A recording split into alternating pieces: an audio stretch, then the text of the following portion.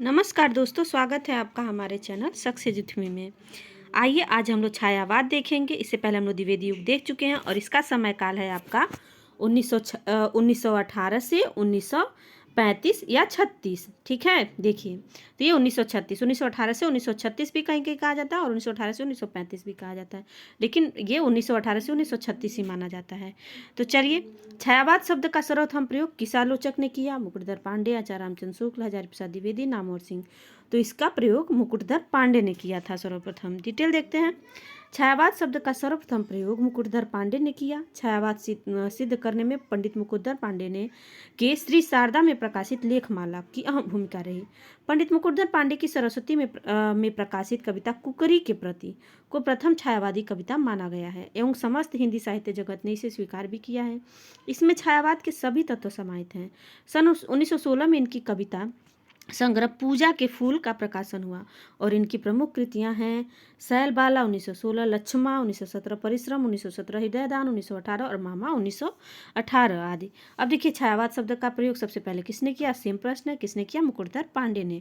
Option B सही है। छायावादी युग के प्रवर्तक किसे कहा जाता है? देखिए, जयशंकर प्रसाद, सुमित्रानंद पंत, महादेवी वर्मा, सूर्यकांत त्रिपाठी, निराला।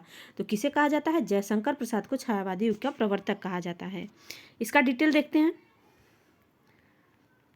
कि छायावाद के प्रवर्तक के संबंध में एक लंबा विवाद है। डॉक्टर गंगा प्रसाद पांडे निराला की जूही कली 1916 के साथ इस युग के प्रवर्तक महाप्राण निराला को मानते हैं। छायावाद का काल 1918 से 1938। देखिए यहाँ पे 1938 दिया है, लेकिन 1918 से 1936 ही माना जाता है, क्योंकि 1900 से 1918 आपका द्विवेदी युग है और 1918 से 1936 ठीक है तक माना जाता है। अधिकतर विद्वान प्रसाद की झरना 1918 से इस युग की शुरुआत मानते हैं। चूंकि इस युग में प्रसाद का आगमन पहले हुआ और छायावाद की भी यहीं से शुरुआत मानी जाती है, अतः जयशंकर प्रसाद को छायावाद का प्रवर्तक माना जाता है।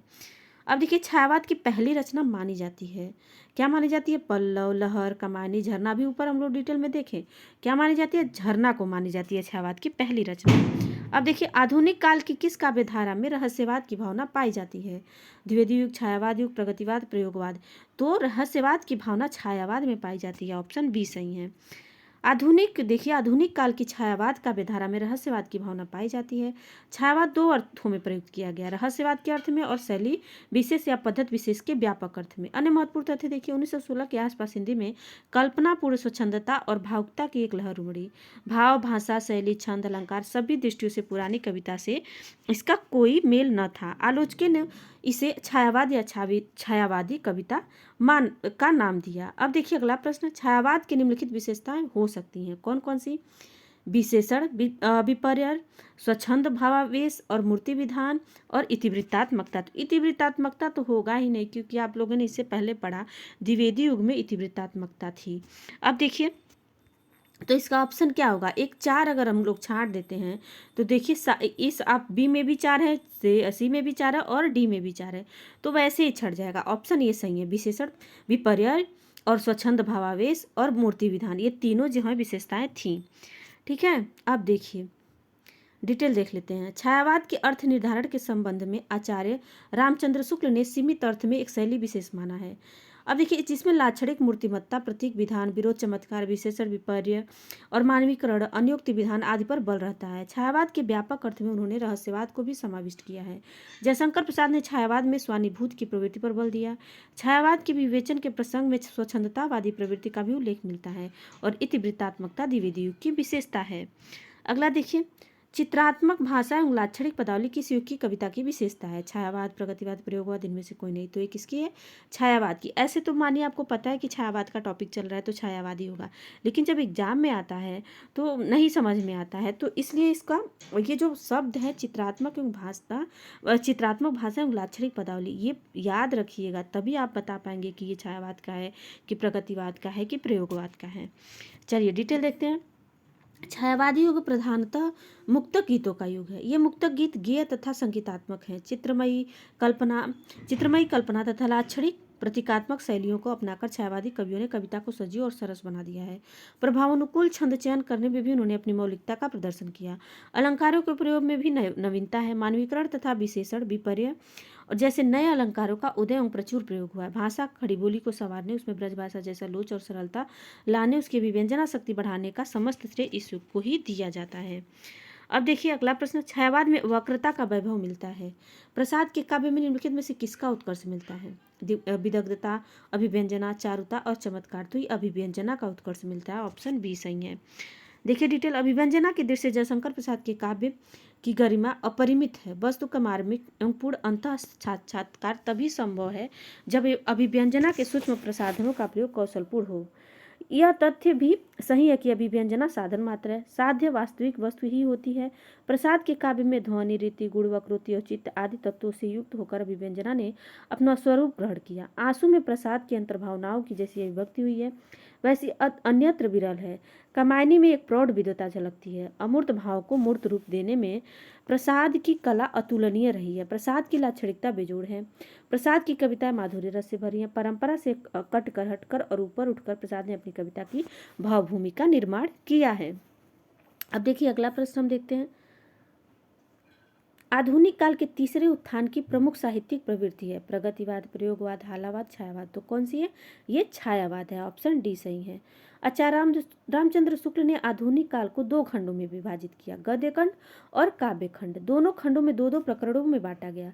गद्य के पहले प्रकरण में ब्रजभाषा गद्य और खड़ी बोली गद्य का विवेचन तथा दूसरे प्रकरण में गद्य साहित्य का विभाग विश्लेषित है। काव्य खंड में भी दो प्रकरण, पुरानी काव्य धारा और नई धारा। नई धारा के तीन उत्थान है, प्रथम, द्वितीय और तृतीय। काव्य खंड के दूसरे प्रकरण के तृतीय उत्थान को काव्य में छायावाद के नाम से अभिहित किया जाता है। अब देखिए छायावाद प्रसाद की कमायनी, जो जयशंकर प्रसाद की कमायनी की भाषा है क्या है? तो ये सदुक्कड़ी, अवधी, ब्रजभाषा, खड़ी बोली। तो जयशंकर प्रसाद की कमायनी की भाषा खड़ी बोली है और इसमें कुल 15 सर्ग हैं। ये भी बार बार एग्जाम में पूछे जाते हैं। तो चलिए, जयशंकर प्रसाद की कमायनी की भाषा खड़ी बोली है। खड़ी बोली का एक यह अद्वितीय महाकाव्य मनु और श्रद्धा को आधार बनाकर रचित मानवता को विजयनी बनाने का संदेश देता है। यह रूपक कथा काव्य है। इनकी आकृति छायावाद और खड़ी बोली की काव्य गरिमा का ज्वलंत उदाहरण है। सुमित्रानंद पंत इसे हिंदी में ताजमहल के समान मानते हैं।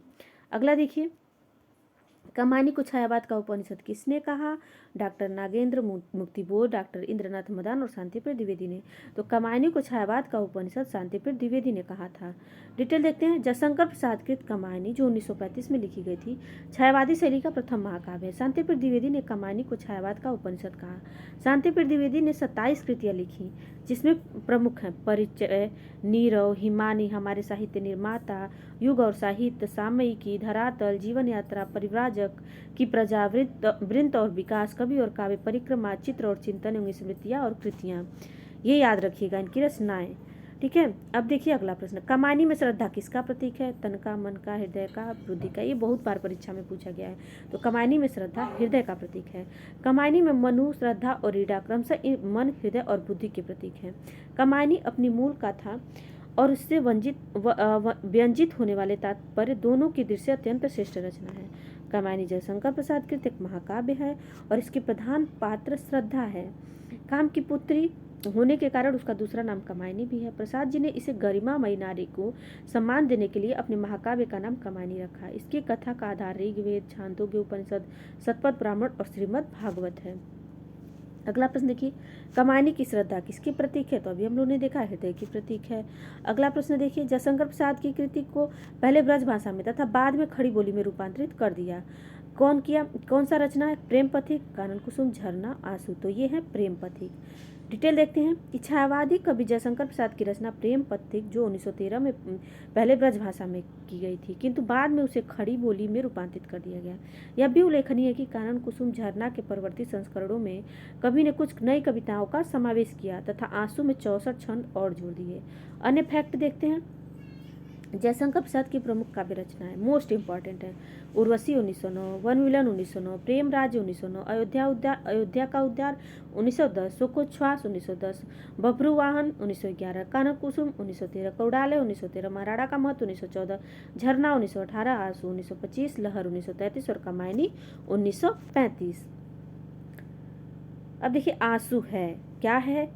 मुक्तक काव्य संकलन, अतुकांत काव्य, प्रबंध काव्य, इनमें से कोई नहीं। तो देखिए इसका ऑप्शन डी सही है, इनमें से कोई नहीं। आंसू एक विरह काव्य है जिसमें प्रेमी की अतीत की मादक स्मृतियों की याद में अपनी आंतरिक ज्वाला, विषाद और वेदना का इजहार है। स्मृति के रूप में प्राय 3 वस्तुओं का उल्लेख हुआ है: प्रिय के शारीरिक सौंदर्य, परिंभ कुंभ की मदिरा तथा निश्वास मलय के झोंके का। अगला देखिए, जयशंकर प्रसाद की कृतियां किस विकल्प में हैं? नीरजा, सांध्य स्मृति की रेखाएं पथ के साथ ही, झरना, लहर, धुरोसामिनी, स्कंदगुप्त, परिमल, गीतिका, प्रबंध, पद्म और तुलसीदास, पल्लव, गुंजन, युगवाणी, ग्राम्या। तो देखिए इसमें ऑप्शन बी सही है, झरना, लहर, धुरोसामिनी, स्कंदगुप्त, ये हमारी जयशंकर प्रसाद की रचनाएं हैं। डिटेल देखिए, और इसमें देखिए वही डिटेल लिखा हुआ है कि अन्य जो देखिए विकल्प बी में प्रस्तुत कृतियां जयशंकर प्रसाद की और ए की जो कृतियां हैं वो महादेवी वर्मा की हैं। देखिए ये जो निर्जा सांध्य गीति स्मृति की रेखाएं पथ के साथ ही हैं वो किसकी हैं? वो महादेवी वर्मा की हैं। और परिमल गीतिका और प्रबंध पद्म और तुलसीदास ये जो हैं पंत की रचनाएं हैं। ठीक है, तो ये पूरा देखिए। और सी की कृतियाँ, सॉरी सी, ये परिमल गीतिका, प्रबंध, पद, ये तुलसीदास जो हैं ये निराला की हैं और ये पंत की हैं। डी पल्लव, गुंजन, युगवाड़ी पंत की हैं और ये निराला की हैं। तो ये याद रखिएगा आप लोग। ठीक है, चलिए शुरू करते हैं। निम्नलिखित में से, इसका आगे का देखते हैं, निम्नलिखित में से किस कृति के लेखक जयशंकर प्रसाद नहीं है? कानन कुसुम, ध्रुवसामनी, चारुचंद्रलेख, तितली। तो ये जो है चारुचंद्रलेख जयशंकर प्रसाद की नहीं है। कानन कुसुम, ध्रुवसामनी और तितली जयशंकर प्रसाद की हैं। देखिए अब इसका डिटेल देखते हैं कि चारुचंद्रलेख के लेखक जयशंकर प्रसाद नहीं बल्कि हजारी प्रसाद द्विवेदी हैं। हजारी प्रसाद द्विवेदी की प्रमुख रचना है बाण भट्ट की आत्मकथा, पुनर्नवा, रामदास का पोथा, कुटज, विचार प्रवाह, अशोक के फूल, कल्पलता, आलोक पर्व, विचार और वितर्क इत्यादि। कानन कुसुम, ध्रुवसामनी और तितली जयशंकर प्रसाद की रचनाएं हैं। अन्य फैक्ट देते हैं, कबीर नामक कृति पर हजारी प्रसाद द्विवेदी को मंगला प्रसाद पारितोषिक का प्राप्त हुआ था। साहित्य समिति इंदौर ने हजारी प्रसाद द्विवेदी को सुर साहित्य पर स्वर्ण पदक से सम्मानित किया था और विश्व भारती का संपादन कार्य भी इन्होंने किया। ठीक है, चलिए अब देखते हैं अगला प्रश्न। निम्न में से कौन सी कृति जयशंकर प्रसाद की नहीं है? कानन कुसुम, दीपशिखा, झरना और कमानी। तो देखिए ऑप्शन बी, दीपशिखा इनकी नहीं है। दीपशिखा किसकी है? दीपशिखा महादेवी वर्मा की रचना है, तो इसलिए इसका ऑप्शन ये महादेवी वर्मा की रचना है, तो इसको याद रखिएगा। और ये तीनों कानन कुसुम, झरना, कमानी ये जयशंकर प्रसाद की है। डिटेल देखते हैं, दीपशिखा जयशंकर प्रसाद की कृति नहीं है बल्कि महादेवी वर्मा की रचना है। जयशंकर प्रसाद की रचनाएं जो हैं कानन कुसुम, वन मिलन, प्रेमाश्रय, प्रेम पथिक, रघुवंश कमाल, छोटा जादूगर, आंधी, घोरी का मोह, अपराधी, इंद्रजाल, पुरस्कार, गुंडा, आकाशदीप आदि, ये जो सारी रचनाएं हैं वो किसकी हैं? जयशंकर प्रसाद की। अब निम्न में से कौन सी रचना महादेवी वर्मा की नहीं है? अब देखिए महादेवी वर्मा के बारे में आए तो या माँ, दीपशिखा, आंगन के पारद्वार और नीरजा। तो देखिए या माँ, दीपशिखा और नीरजा ये तीनों महादेवी वर्मा की है। आंगन के पारद्वार ये महादेवी वर्मा का न होके ये अज्ञेय की रचना है। ठीक है, इसको याद रखिएगा कि आंगन के पारद्वार अज्ञेय की रचना है। तो चलिए देखते हैं कि आंगन के पारद्वार महादेवी वर्मा की रचना नहीं बल्कि सच्चिदानंद हीरानंद वत्सायन अज्ञेय की है। अज्ञेय की अन्य प्रमुख रचना है अरि ओ करुणा प्रभामय, हरि खास पर छड़वर, इंद्रधनु रौदे हुए हैं, पूर्वा, ये पूर्वा, सुनहले सहवाल, कितनी नाव में कितनी बार, बाबरा अहेरी, और क्या है बावरा अहेरी, इत्यलम, चिंता पहरे में सन्नाटा बुनता हूँ, ये मोस्ट इंपॉर्टेंट रचनाएं हैं। अन्य फैक्ट देखते हैं, महादेवी वर्मा की प्रमुख काव्य रचनाएं हैं निहार, रश्मि, निर्जा, सांध्य, दीपशिखा, सप्तपड़ा, यामा तथा हिमालय। अब देखिए ये निहार महादेवी वर्मा का प्रथम काव्य संग्रह है, इसमें 47 गीत संकलित हैं। प्रसाद पंत, निराला तथा महादेवी वर्मा छायावाद युग के इन 4 महान कवियों को बृहद चतुष्टयी के नाम से जाना जाता है। और महादेवी वर्मा को भारत सरकार ने पद्म भूषण अलंकार से सम्मानित किया था। इनकी रचनाएं सर्वप्रथम चांद पत्रिका में प्रकाशित हुई थीं। काव्यात्मक प्रतिभा के लिए इन्हें सेकसरिया एवं मंगला प्रसाद पुरस्कारों से सम्मानित किया गया। महादेवी वर्मा को ज्ञानपीठ एवं भारत भारती पुरस्कार से भी सम्मानित किया गया। महादेवी वर्मा 1907 से 1987 देखिए 1907 में इनका जन्म फर्रुखाबाद उत्तर प्रदेश में हुआ था। ये आरंभ में ब्रज भाषा में कविता लिखती थी, बाद में खड़ी बोली में भी लिखने लगी। अगला देखिए, ये एक कुशल चित्रकार भी थी। अब देखिए निहार की रचना किसने की थी? तो डिटेल अभी ध्यान से आप लोगों ने पढ़ा होगा तो बता देगा महादेवी वर्मा में। महादेवी वर्मा का प्रथम काव्य संग्रह अभी हम लोगों ने देखा, दीपशिखा, यामा, निहार, रश्मि। तो कौन है? ये निहार है, ऑप्शन सी सही है। अगला प्रश्न देखिए, सप्तपड़ा किसकी कृति है? डिटेल में अभी हम लोगों ने देखा, निराला, प्रसाद, महादेवी वर्मा, पंत। तो सप्तपड़ा किसकी कृति है? महादेवी वर्मा की है। अब देखिए अगला प्रश्न, कौन सा कवि छायावादी नहीं है? निराला, पंत, प्रसाद और जायसी। तो ये तो बताने की जरूरत नहीं है, आप लोग शुरू से पढ़ते हैं। जायसी नहीं है, जायसी छायावादी कवि नहीं है, ऑप्शन डी सही है। अगला देखिए, छायावाद के प्रमुख कवियों में किसमें गीतों की मधुर वेदना की मर्माभिव्यक्ति अधिक है? प्रसाद, पंत, महादेवी, निराला। तो ये महादेवी में है। ठीक है, अगला देखिए इसका डिटेल कि छायावाद के प्रमुख कवियों में देखिए इनको आधुनिक मीरा भी कहा जाता है इसी के वजह से। देखिए छायावाद के प्रमुख कवियों में महादेवी वर्मा के गीतों में मधुर वेदना की मर्माभिव्यक्ति अधिक है। उनके विविध गीतों में व्यथा, पीड़ा, आशा, अज्ञात प्रिय के प्रति प्रणय, निवेदन और साधना की विविध अनुभूतियों के स्वर मुखरित होते हैं। उन्होंने अनुभूति के विचार से समन्वित करने का प्रयास किया। महादेवी वर्मा ने दुख का केवल व्यक्तिगत जीवन के संदर्भ में स्वीकार किया है। सामाजिक जीवन के प्रसंग में तो वे अथक और अमर साधना में विश्वास करती हैं। उन्हें अमरों के लोक की कामना नहीं है, वे तो मिटने के अधिकार को ही बनाए रखना चाहती हैं। अपनी पीड़ा का वर्णन उन्होंने इन शब्दों में किया, अमरता उसमें मानती है मरण त्योहार। ठीक है, अब देखिए अगला प्रश्न, केवल सूक्ष्मगत सौंदर्यता का राग कहकर छायावाद का किसने विरोध किया? आचार्य शुक्ल, महादेवी वर्मा, सुमित्रानंद पंत, अज्ञे। तो ये महादेवी वर्मा ने केवल सूक्ष्मगत सौंदर्यता का राग कहकर छायावाद का इन्होंने विरोध किया था। अब देखिए इसका डिटेल, छायावादी समीक्षा का विवेचन करते हुए महादेवी वर्मा ने कहा, छायावाद स्थूल की प्रतिक्रिया में उत्पन्न हुआ था और छायावाद ने कोई रूढ़िगत आध्यात्म या वर्गगत सिद्धांतों का संचय न देकर हमें केवल समष्टिगत चेतना और सूक्ष्मगत सौंदर्य सत्ता की ओर जागरूक कर दिया और इसी से उसे यथार्थ रूप में ग्रहण करना हमारे लिए कठिन हो गया। अतः स्पष्ट है कि महादेवी वर्मा ने केवल सूक्ष्मगत सौंदर्य सत्ता का राग कहकर छायावाद का विरोध किया। अब देखिए अगला प्रश्न, मैं नीर भरी दुख की बदली, यह कथन किसका है?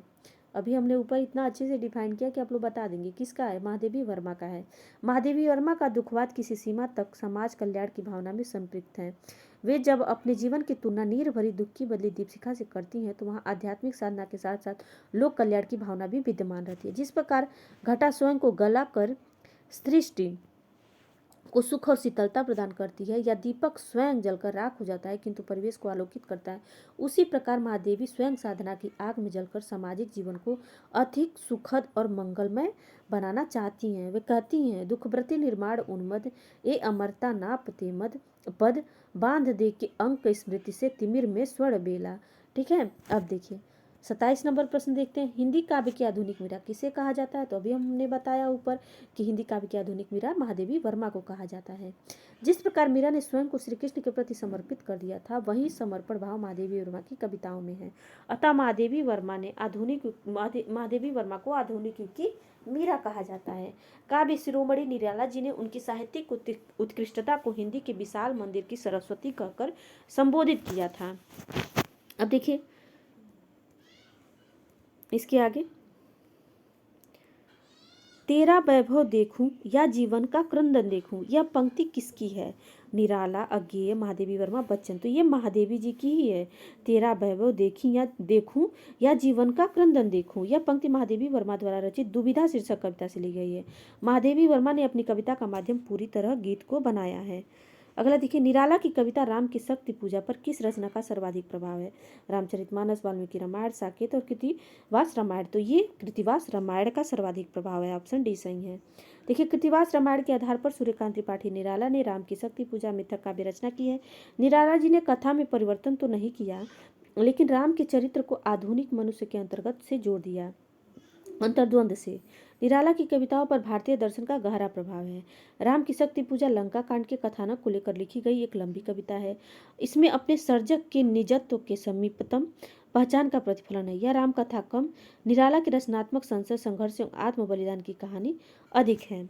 अब देखिए निराला की कविता राम की शक्ति पूजा पर किस रचना का सर्वाधिक सेम प्रश्न है, तो ये कृतिवास रामायण, ऑप्शन बी सही है। कला और बूढ़ा चांद के लेखक कौन है? तो देखिए दिनकर हैं, पंत हैं, सूर्यकांत त्रिपाठी निराला है, नंदुलारे वाजपेयी हैं। तो कौन है? सुमित्रानंद पंत है, ऑप्शन बी सही है।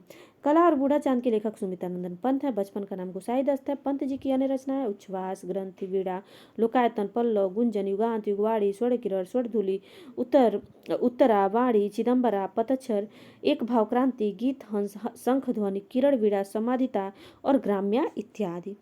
अब देखिए ये रचनाएं आप लोग एकदम रट लीजिएगा। अन्य फेंक देते हैं। सुमित्रानंदन पंत की कृति लोकायतन प्रबंध काव्य है। 1960 में पंत जी को कला और बूढ़ा चांद कविता संग्रह के लिए साहित्य अकादमी पुरस्कार प्राप्त हुआ था। तो ये पूछा जाता है पंत को किस रचना के लिए साहित्य अकादमी मिला था, तो ये कला और बूढ़ा चांद के लिए। लोकायतन पर सोवियत और चिदम्बरा पर ज्ञानपीठ पुरस्कार प्राप्त हुए। सुमित्रानंद पंत की ग्राम्याकृति का संबंध ग्रामीण परिवेश से है। पंत जी ने ग्राम्य में गांव की विविध समस्याओं का आकलन किया। युगवाणी में मार्क्स और गांधी के सिद्धांतों को पुस्तक से पढ़कर छंदोबद्ध किया गया है। पंत जी ने अपनी पहली कविता गिरजे का घंटा की रचना सन 1916 में की और गुंजन को उनका अंतिम छायावादी काव्य संग्रह कहा जाता है।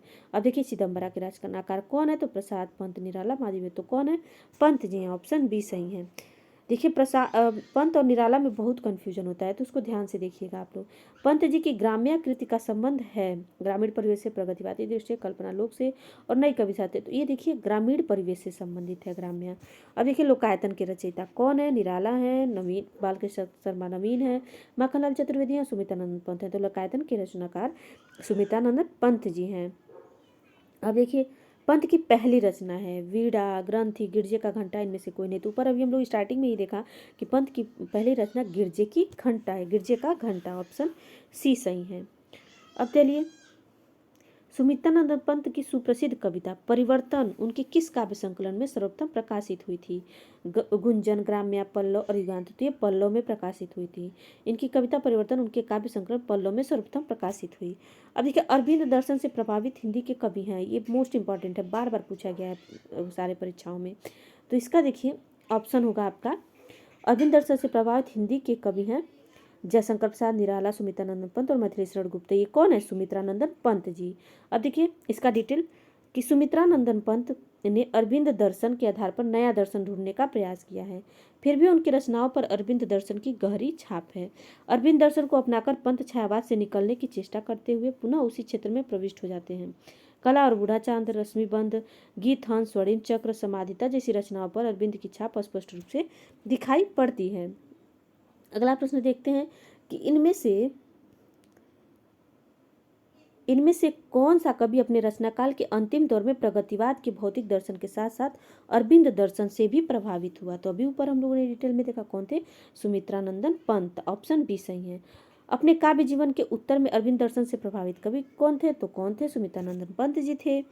अरविंद दर्शन से बहुत ही प्रभावित थे, तो कौन थे? सुमित्रानंदन पंत जी थे। ऑप्शन सी सही है। देखिए कई प्रश्न कितनी बार कैसे कैसे पूछा गया है। अब देखिए निम्नलिखित में से कौन सा कथन असत्य है पूछा है? पंत को प्रकृति का सुकुमार कवि कहा जाता है, सही है। पल्लव पंत की रचना है, सही है। लोकायतन महाकाव्य की श्रेणी में आता है, सही है। पंत भारतेंदु युग के कवि हैं, गलत है, क्योंकि पंत किस युग के कवि हैं? छायावाद युग के कवि हैं। तो ऑप्शन डी इसका सही होगा। सुमित्रानंदन पंत भारतेंदु युग के नहीं बल्कि छायावाद युग के प्रमुख कवि हैं। उन्हें प्रकृति का सुकुमार कवि कहा जाता है। पंत काव्य में प्रकृति के मनोरम रूपों का मधुर और सरस चित्रण मिलता है। आंसू की बालिका, पर्वत प्रदेश में प्रवास आदि कविताओं में प्रकृति के मनोहर चित्र विद्यमान है, जिनमें कवि की जन्मभूमि के प्राकृतिक सौंदर्य का वैभव दिखाई देता है। अतः इस आधार पर हम कह सकते हैं कि पंत जी प्रकृति के सुकुमार कवि हैं और पल्लव 1928 पंत जी की रचना है, लोकायतन महाकाव्य की श्रेणी में माना जाता है। किस छायावादी कवि को प्रकृति का सुकुमार कवि कहा जाता है? तो किसे कहा जाता है? सुमित्रानंदन पंत को। निम्नलिखित में से कौन सी रचना महाकाव्य नहीं है? देखिए कामायनी, प्रिय प्रवास, साकेत और पल्लव। तो ये तीनों रचनाएं जो है ना, कामायनी, प्रिय प्रवास और साकेत, ये तीनों महाकाव्य हैं। पल्लव महाकाव्य नहीं है। देखिए यह 1928 में रचित सुमित्रानंदन पंत का आरंभिक काव्य ग्रंथ है। कामायनी जयशंकर प्रसाद द्वारा लिखा गया है। महाकाव्य प्रिय प्रवास है और प्रिय प्रवास अयोध्या सिंह उपाध्याय आर्य द्वारा लिखा गया और साकेत मैथिली शरण गुप्त द्वारा। अब देखिए हिंदी साहित्य में महाप्राण किस कवि के लिए प्रयुक्त हुआ है? तो ऊपर अभी हम लोगों ने एक डिटेल में देखा, अगर आप लोग से ध्यान से देखोगे तो आपको पता चला कि इनको निराला को महाप्राण कवि कहा जाता है। मैं सोची ऊपर ही आप लोग को वो कोट करूँ, लेकिन मैंने नहीं किया क्योंकि पता था नीचे जरूर आएगा। तो देखिए हिंदी साहित्य में महाप्राण सूर्यकांत त्रिपाठी निराला के लिए प्रयुक्त होता है। निराला जी ने स्वच्छंदतावादी विचारधारा के साथ बड़ी प्रसिद्ध गद्य रचनाएं चतुरी चमार, बिल्लेसर, बकरिया आदि प्रस्तुत की है। अब देखिए डिटेल अन्य फैक्ट, निराला जी ने अपनी विवाहिता पुत्री के निधन से विक्षुब्ध होकर सरोज स्मृति की रचना की है। निराला जी कलकत्ता में रामकृष्ण मिशन के पत्र समन्वय का संपादन भार भी संभाला। इसके बाद मतवाला के संपादक मंडल में भी सम्मिलित हुए। लखनऊ में गंगा पुस्तक माला का संपादन करने के साथ सुधा के संपादकीय लिखने लगे। निराला जी की प्रमुख काव्य रचनाएं अनामिका, परिमल, गीतिका, तुलसीदास, कुकुरमुत्ता, अड़िमा, नए पत्ते, बेला, अर्चना और आराधना इत्यादि हैं। परिमल में गीत भी है और मुक्तक छंद भी, मधुर भाव से अनुप्राणित प्रणय गीत भी है। गीतिका मुख्यतः श्रृंगारी रचना है। इनकी अत्यधिक समर्थ काव्य रचना राम की शक्ति पूजा और शोक गीत सरोज स्मृति है। पंचवटी प्रसंग काव्य की रचना सूर्यकांत त्रिपाठी निराला ने की है और पंचवटी नाम की एक रचना मैथिलीशरण गुप्त ने की है। तो देखिए पंचवटी और पंचवटी प्रसंग, तो ये सूर्यकांत त्रिपाठी निराला की और ये मैथिलीशरण गुप्त की है। अब देखिए पंचवटी प्रसंग तो किसकी रचना है ये बताने की जरूरत नहीं है, निराला की रचना, ऑप्शन बी सही है। अनामिका काव्य किनके द्वारा रचित है, तो अभी हम लोगों ने देखा अनामिका निराला द्वारा रचित है। अब परिमल किस कवि की रचना है, तो परिमल किसकी रचना है, सूर्यकांत त्रिपाठी निराला की है, ऑप्शन डी सही है। गीतिका के रचनाकार अभी हम लोगों ने ऊपर कितनी बार देख चुके हैं, ये निराला की रचना है गीतिका। और देखिए निराला का जन्म कहाँ हुआ था, उत्तर प्रदेश, उड़ीसा, बंगाल और बिहार। तो देखिए इनका जन्म बंगाल में हुआ था, महिषादल नामक स्थान पे। तो देखिए स्वच्छंदतावादी विचारधारा के कवि निराला जी का जन्म 21 फरवरी 1896 को महिषादल राज्य मेदिनीपुर बंगाल नामक ग्राम में हुआ था। इनका पैतृक गृह उन्नाव जिले के गढ़कोला गांव में था। इनके पिता का नाम राम सहाय त्रिपाठी तथा पत्नी का नाम मनोहरा देवी था। अब देखिए 15 अक्टूबर 1961 को इलाहाबाद और प्रयागराज में इनका निधन हो गया था। अब साहित्यिक क्षेत्र में सर्वाधिक विरोध किसका हुआ है, प्रसाद, निराला, दिनकर और रियो। तो ये निराला का सर्वाधिक विरोध हुआ है, ऑप्शन बी सही है। देखिए निराला को केवल व्यक्ति के रूप में ही परिस्थितियों का तीव्र विरोध नहीं सहना पड़ा, वरन कवि के रूप में भी उनका प्रबल विरोध हुआ। उसका प्रधान कारण था उनकी मौलिकता, जो कवि के दीप्त अहंकार की साहित्यिक अभिव्यक्ति है। सन 1916 में जूही की कली का प्रकाशन उस युग के साहित्य चेताओं के लिए एक चुनौती बनकर सामने आया। उसमें व्यक्त प्रणय, केली के चित्र और मुक्त छंद की शक्तिशाली शिल्प दोनों ही तत्कालिक मान्यताओं से मेल नहीं खाते हैं, किंतु निराला अपनी धुन के पक्के और फक्कड़ स्वभाव के व्यक्ति थे, इसलिए उन्होंने सबकी उपेक्षा की और उनके काव्य में आरंभ से ही विविधता के दर्शन होते हैं। अब देखिए निम्न पंक्तियां किस प्रसिद्ध लंबी कविता से उद्धृत है, प्रतिपल परिवर्तित व्यू, वेद कौशल समूह, राक्षस विरुद्ध प्रत्यो, क्रुद्ध कपि विषम, राम की शक्ति पूजा, बादल राग, विशोला की प्रतिध्वनि और शेर सिंह का शस्त्र समर्पण, ये राम की शक्ति पूजा से ली गई है, ऑप्शन ए सही है। अगला प्रश्न देखते हैं, डिटेल देखते हैं इसका। और उपयुक्त पंक्तियां निराला द्वारा रचित राम की शक्ति पूजा से अवतरित हैं। इसमें कवि ने राम रावण युद्ध का वर्णन करते हुए धर्म और अधर्म के शाश्वत संघर्ष का चित्रण किया है। राम धर्म के प्रतीक हैं और रावण अधर्म का। राम की शक्ति पूजा की रचना 1936 में हुई थी। अन्य फैक्ट देखते हैं, निराला की लंबी रचना कविता है राम की शक्ति पूजा, सरोज स्मृति, बादल राग, तुलसीदास तथा कुकुरमुत्ता, ये इनकी लंबी रचनाएं हैं, जो कविताएं हैं इनकी लंबी हैं। निराला के उपन्यास हैं अप्सरा, अलका, प्रभावती, निरुपमा, उच्च श्रृंखलता, काले कारनामे, पुराण और महाभारत। देखिए निराला के निबंध संग्रह, प्रबंध परिणय, प्रबंध प्रतिभा, वंग भाषा का उच्चारण, प्रबंध पद, प्रबंध प्रतिमा, चाबुक, चयन, संगठ, चाबुक बहुत बार पूछा गया तो ये ध्यान रखिएगा। निराला के अनुवाद है आनंद मठ, विश्व विदर्भ, और देखिए कृष्णकांत काबिल, कपाल कुंडला, दुर्गेश नंदिनी, राज रानी और देवी चौधरानी, चंद्रशेखर रजनी, श्री राम कृष्ण वचनामृत, भारत में विवेकानंद और राजयोग, ये सारे इनके अनुवादित रचनाएं हैं।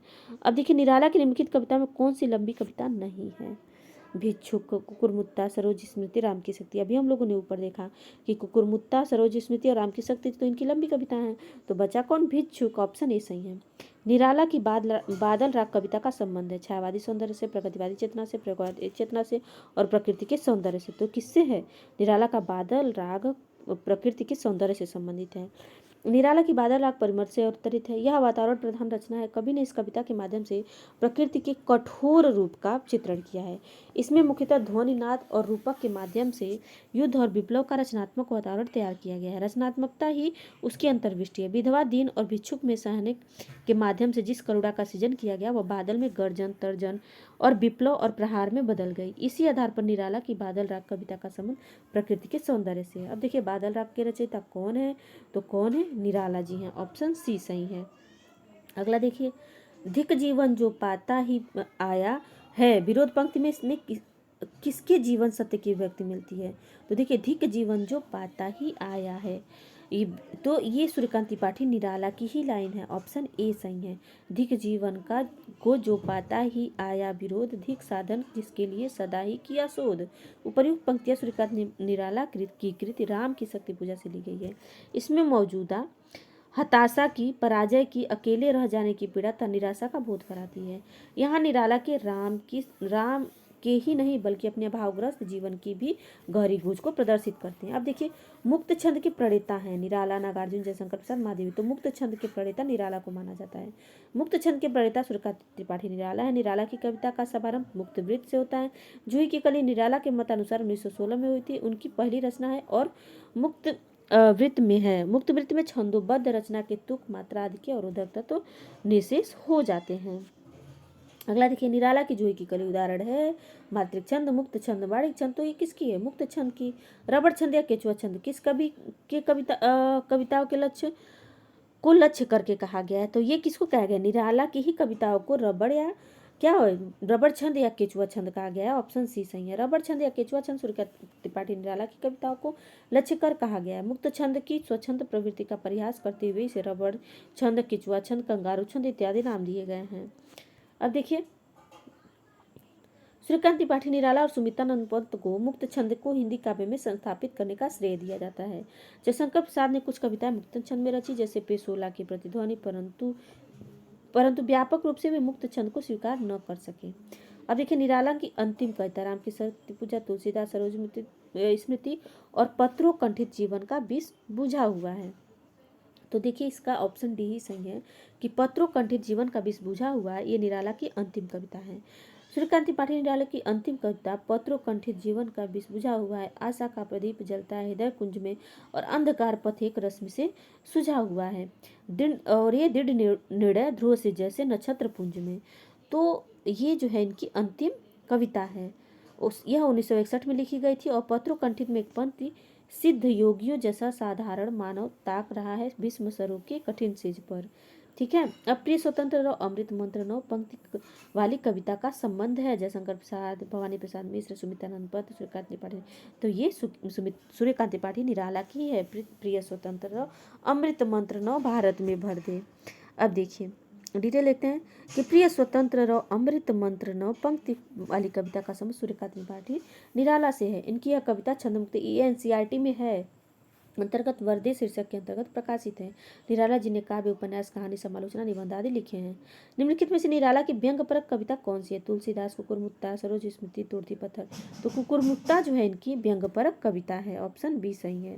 देखिए, कुकुरमुत्ता सूर्यकांत त्रिपाठी निराला के द्वारा 1941 ईस्वी में रचित व्यंग्यपरक कविता है, जिसका मूल स्वर प्रगतिवादी है।